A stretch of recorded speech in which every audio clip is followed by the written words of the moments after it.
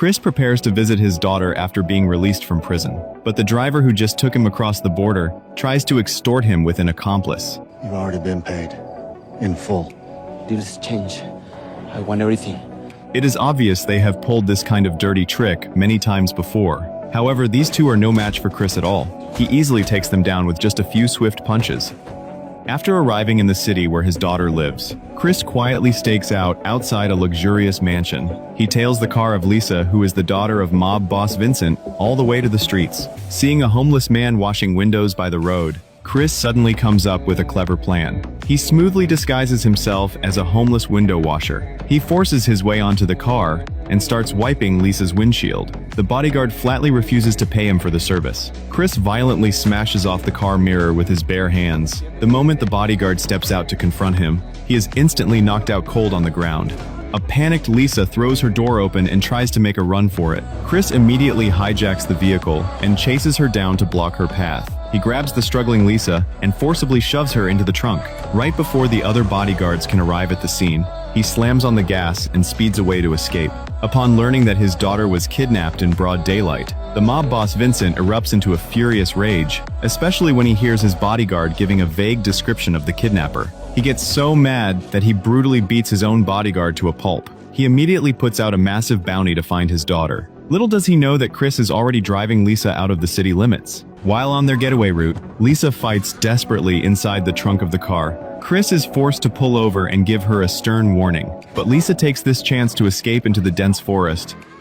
After a tense foot chase between the two of them, Chris finally intercepts her and blocks her way. All right, calm down. Stop running, okay? You speak English? He insists that he means her absolutely no harm. In order to prove his words, he pulls out an old photograph of himself with Lisa's parents. Looking at the picture, Lisa is completely stunned and left speechless. She cannot believe that a friend of her parents would actually kidnap her. Seeing that words alone are not enough to convince her. Your mother made me promise, if anything ever happened to her, that I would find you and I would come and take you away from Vicente. Chris reluctantly hands his pistol over to Lisa to show his sincerity. You want me to believe that this is loaded? Fuck yourself! Pull the trigger. Jesus Christ! Hey, you believe me now? Now get back in the car. Right now.